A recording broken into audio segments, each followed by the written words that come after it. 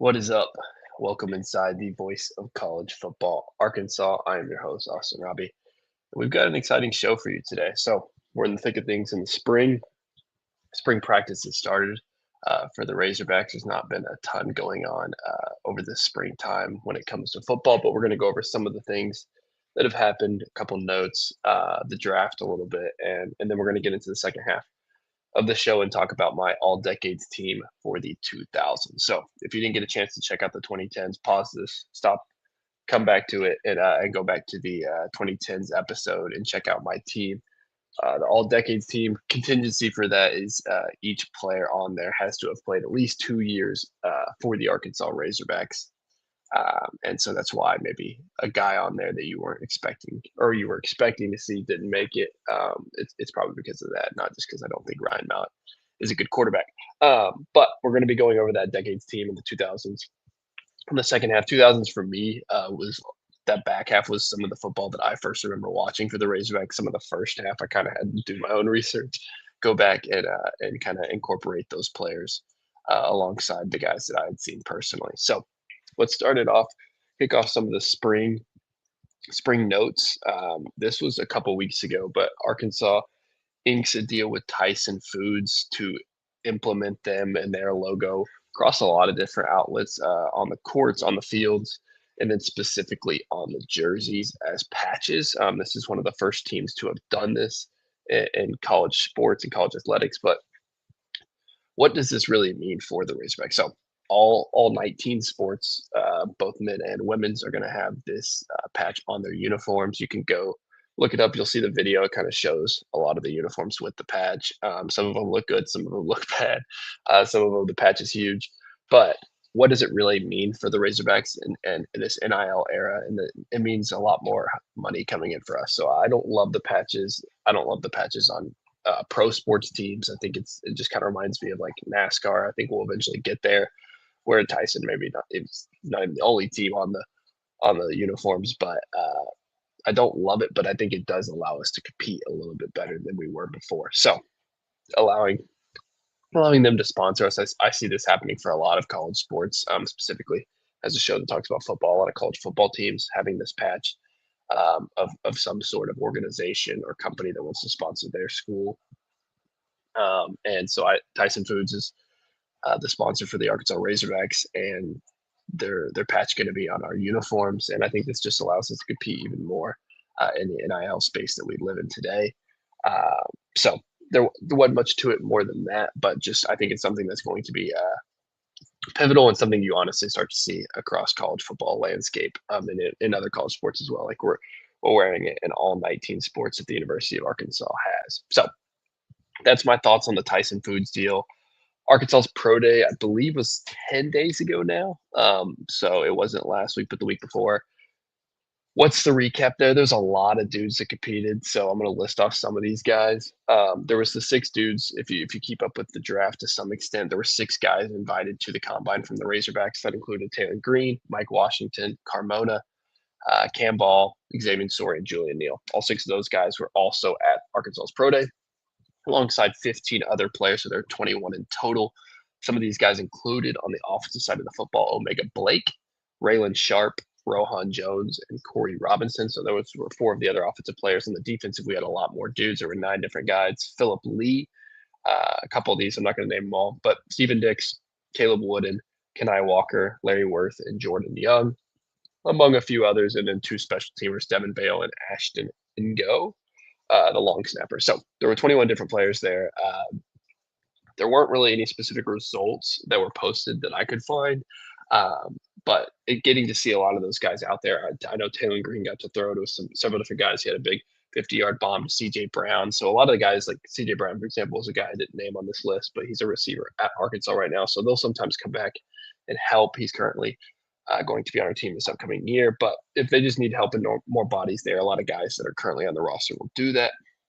So the combine guys, it's those are the most impressive players. Those are the dudes that I'm sure scouts from the NFL and coaches from the NFL were there to see.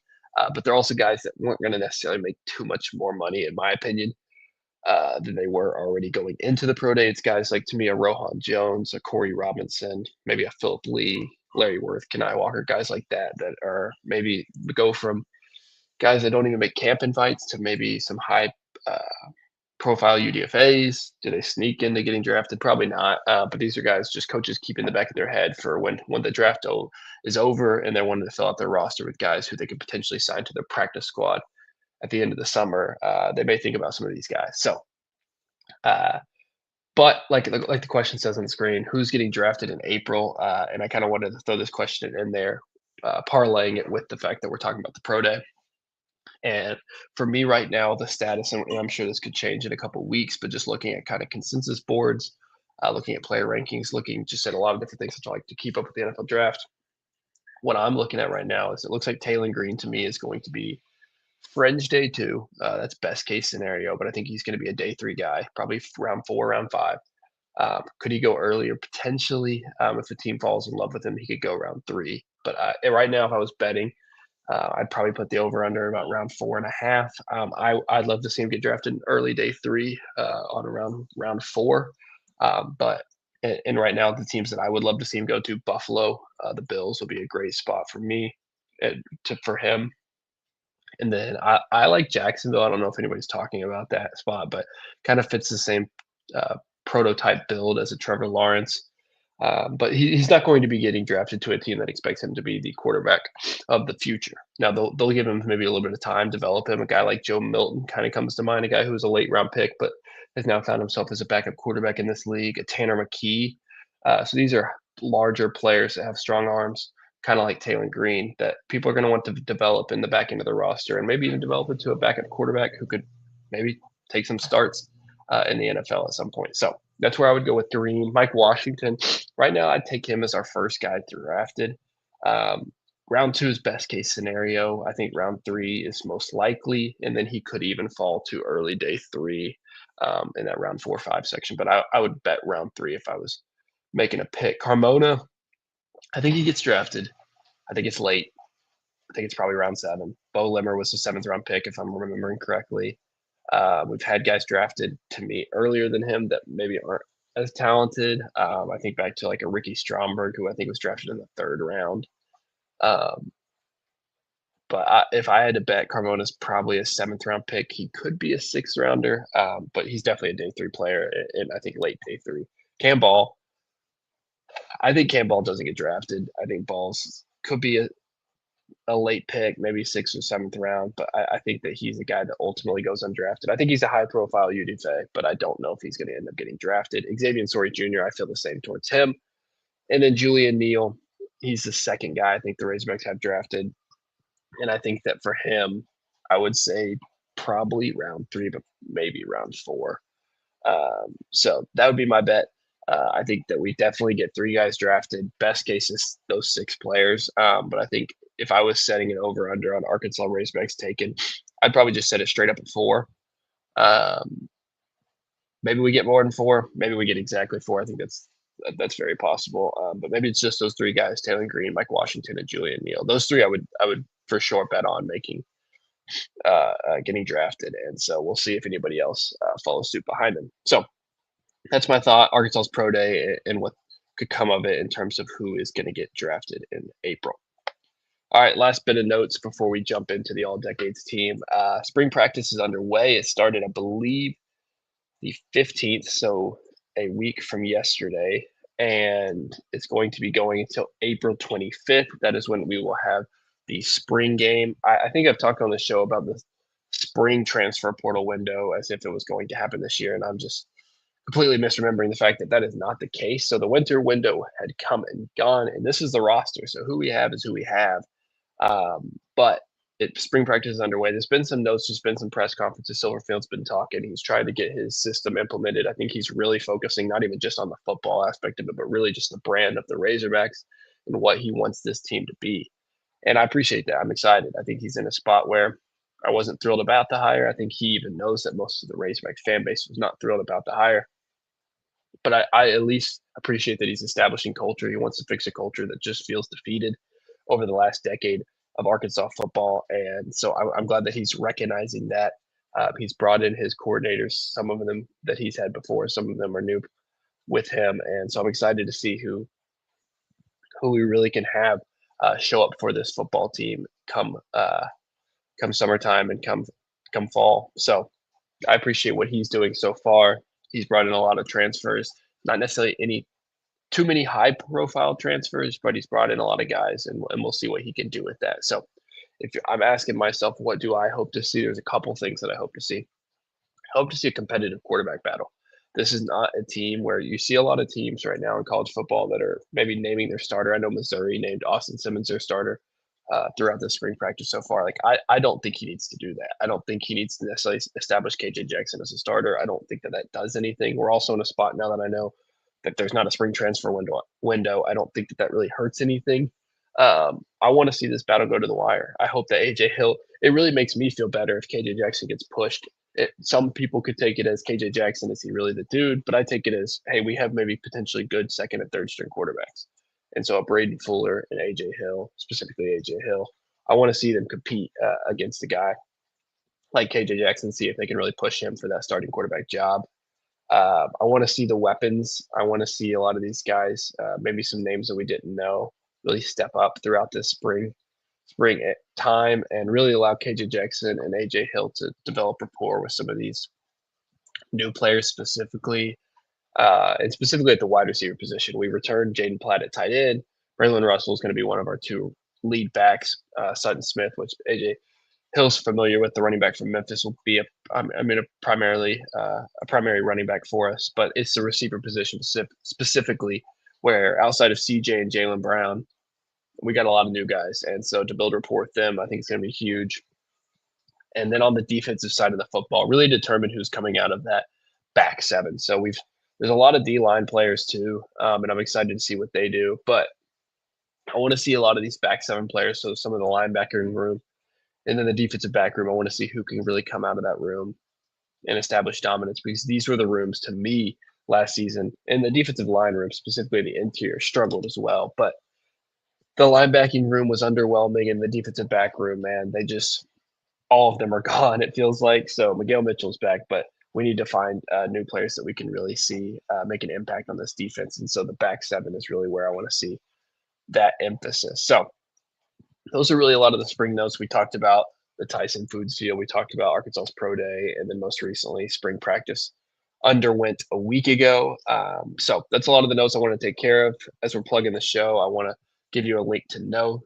You can check out our merch at VOCFB, Voice of College Football, .com/shop. There's going to be a drop down menu with a team selection spot, and you could select Arkansas and view a lot of the different merchandise we have. We got some hats, some t-shirts, some cups. So if you want to look for a way to support the show, head over to vocfb.com/shop and get yourself some merchandise. Another plug as well.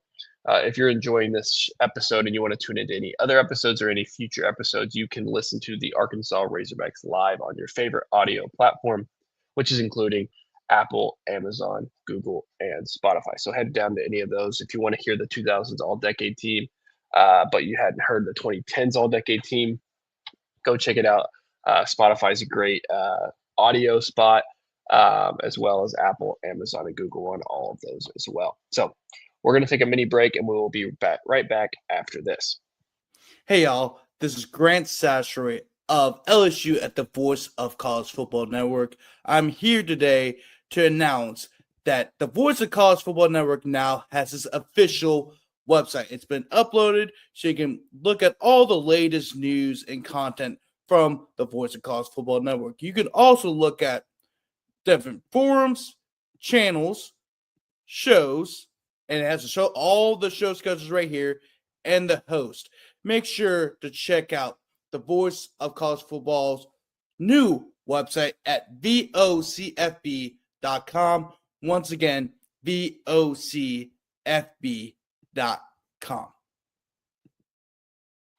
All right, we are back. So we're going to be going over my All-2000s Razorback team. We did the 2010s a couple weeks ago. I would love to hear in the comments, and then specifically, we're going to probably put out a graphic comparing those two teams and which team's better. These are the two teams, other than when the 2020s finally comes around. These are the only two decades that I've really seen with my own two eyes, and even then, the back half of it is really all I've seen of this decade. So a lot of research went into it, but we're going to start off with the coaching staff like we did last time. Bobby Petrino would also be applicable to this coaching staff because he did participate in the last 2 years with the Razorbacks. But I think I got to go with the guy who had his entire tenure throughout this decade, and that's Houston Nutt, who was here from 2000 to 2007 as the head coach. One of his OCs throughout that time period, right before Gus Malzahn, who would have been my OC pick if he had been here for any longer than a year, but was Roy Whitkey from 2003 to 2005. And then on the defensive side, the defensive coordinator that I would select from 05 to 07, which is really our prime years of this decade, is Reggie Herring. So that's my staff for this 2000s make-believe Razorback all-decade team. But let's get into the offense, where I'm sure any Razorback fan is going to know a lot of these names, specifically at the running back position. But we'll start at quarterback. Probably one of the greatest athletes to play for the Razorbacks this century, and that is Matt Jones, who played here from 2001 to 2004. Ultimately was a receiver when it came to the NFL just because of his athleticism, but he was a quarterback here for the Razorbacks. It was really between him and Casey Dick, who was my kind of runner-up at the position, who was here from 05 to 08. Those are really the two primary quarterbacks of this decade, but Matt Jones, the better athlete, and honestly, at times, better thrower of the football. So the running back position, I only did one running back in the 2010s, and that was Alex Collins, but anybody knows this decade, you just can't put one. So I went with Darren McFadden and Felix Jones. No surprise, both first rounders. McFadden, a top 5 pick to the Oakland Raiders. Both of them here from 2005 to 2007. Probably the two greatest running backs of the Arkansas Razorback history, and they just happened to fall into the same decade, so I had to put both of them on there. Their counterpart was a runner-up. That would be Peyton Hillis, who was here from 04 to 07. And the two other guys that I wanted to shout out who were in the early part of the decade. Two impressive backs as well. Like, it's tough that these guys just had to be in the decade with Darren McFadden and Felix Jones, but that's Cedric Cobbs, who was here from 2000 to 2003, and then Fred Talley, who was here from 2000 to 2002. And some of these guys were here prior to 2000. So when I say their years, I'm really just including their years that fall into this decade. I think Fred Talley probably started in 99, but just including the years from 2000 to 2009. So that was the running back position. Wide receiver position, a little underwhelming as I was doing some of this research. One of the guys that I got to see personally was Marcus Monk, who was from 2004 to 2007. And then George Wilson, who was at the start of the decade from 2000 to 2003. So the two backups that I were really considering, Greg Childs, who I believe either was on the team or was the backup for the team I did in the all-2010s decade team. But he was here 08, 09, and then he was also here 10 and 11. And then Richard Smith from 2000 to 2003 was another guy I wanted to throw on this list. At tight end, one of the best tight ends at Arkansas was DJ Williams from 07 to 09. And then this is one, if you're tuning in as a non-Razorback fan, and maybe even as a Razorback fan, you may not know this one, but Jason Peters, right? So the potential Hall of Famer, we'll see, tackle for the Philadelphia Eagles and a couple other teams, but primarily known for the Philadelphia Eagles, was actually a tight end for the Arkansas Razorbacks from 01 to 03. Actually, he started on the defensive side of the football in 01, but he was also a tight end 02 and 03. No offense to him, but it really kind of shows you the depth of the tight end position this decade, because he didn't have too many yards as a tight end. But DJ Williams was really the dude. And then on the offensive line, a couple of standout players, including an all-pro in the NFL at the guard position, but played tackle for us, and that would be Sean Andrews and Tony Hugo, who was also drafted in the NFL. Considered guys like Nate Garner and Bo Lacey, who played at the tackle positions for us. Then offensive guard, I've got Stephen Parker and Mitch Petrus. Mitch Petrus was, I believe, a player on the Giants Super Bowl winning team in 2011, so their second one over Brady. He was a guard for them and a guard for us. And then some guys that threw on the backups is DeMarcus Love and Robert Felton. I believe I had Love as a backup on the 2010s team as well. And then center Jonathan Lugs. And then the backup, I had Kyle Roper, but Lugs was the main guy I had there as well. A lot of these guys played, like Sean Andrews was early. I realized I didn't do the years for these guys because I didn't write them down. But Sean Andrews was in the early 2000s, while Hugo was in the mid to late 2000s. Parker, mid 2000s. Petrus was really at the very back end of it. In fact, he probably played in the 2010s as well. And then Jonathan Lugs was kind of in between. I think probably like 05 to somewhere and later 08, 09 maybe. but that's where they were for the Razorbacks. So that's the offensive side of the football. A lot of names there. Darren McFadden, obviously a runner-up, two-time runner-up for the Heisman Trophy winner, a two-time Doak Walker Award winner. You knew he was going to be on there. But other guys like Felix Jones, Marcus Monk, TJ Williams, who I believe was also a John Mackey Award winner, and then one of the greatest athletes for the Razorback, Matt Jones, being on there as well. So let's switch over to the defensive side of the football. These are guys where I'm going to be totally honest. I had to really do some deep diving because I just didn't know a lot of these names. Some of them I did. The standouts, you'll know them as well. But some of these guys I had to really do a bit of a history lesson to see how impactful they were for the Razorbacks. So we'll start on the interior of the defensive line, and that includes Marcus Harrison and Keith Jackson. Both middle of the 2000s. Harrison was here from 04 to 07. Keith Jackson, just a 2-year player from 05 to 06. But those guys I have on the interior. And then Ernest Mitchell was a guy I also considered, played around that same time. And the defensive end, obviously, you got to take the top 10 pick, Jamal Anderson, who was just here for 2 years, but just dominated during those times. And that was 05 to 06. And then Malcolm Shepard, who was not even, I don't believe he was drafted, but had a uber productive career here for the Razorbacks from 06 to 09. And then two other guys that I was considering, Adrian Davis and Antwain Robinson.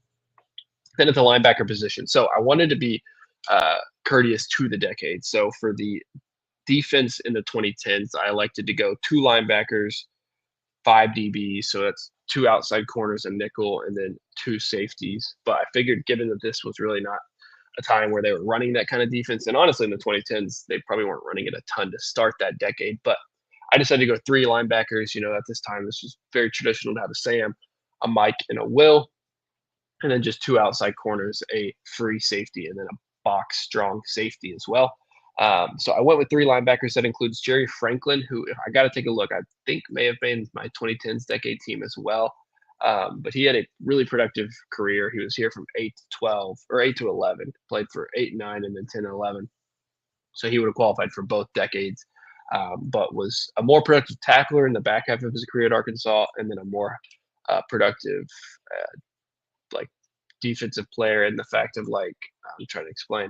He got a lot of interceptions. He was great in coverage. There we go. The coverage word. Great in coverage as a linebacker. Caleb Miller, very similar early in the decade, a linebacker for the Hogs. And then Sam Olajibudu was, I think, the way I pronounce it, who was here from 03 to 06, another productive linebacker for us. So I went with 2 corners. These were honestly our 2 best players, highest drafted players as well. But Ahmad Carroll, who was here from 01 to 03, and then pretty much his guy that kind of filled in for him right after, his heir apparent, Chris Houston, who was here from 04 to 06, are the 2 corners I running with. Michael Coe and Michael Grant, who were the 2 Michaels, who were the guys I considered behind them. And then at the safety position, another guy who was highly drafted, that would be Ken Hamlin, who was here from 2000 to 2002.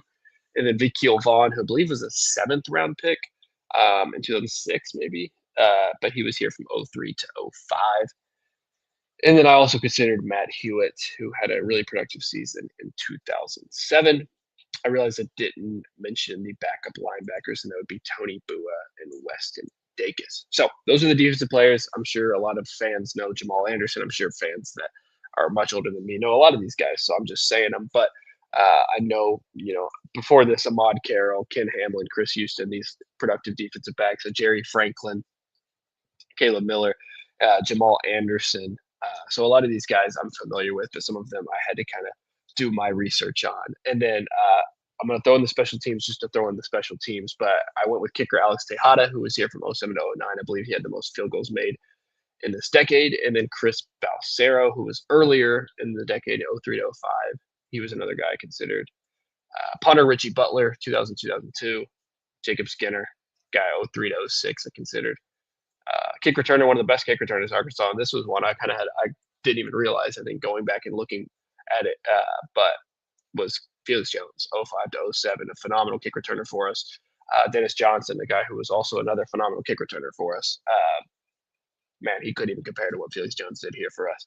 And then a punt returner, I had Marvin Jackson, who was here at the beginning of the decade, 01 to 03. So, like I mentioned before we ran through this, I'm going to put out a graphic of hopefully towards the end of the week. And let me know down in the comments what you think and what team you would include, or players that I missed that you would include.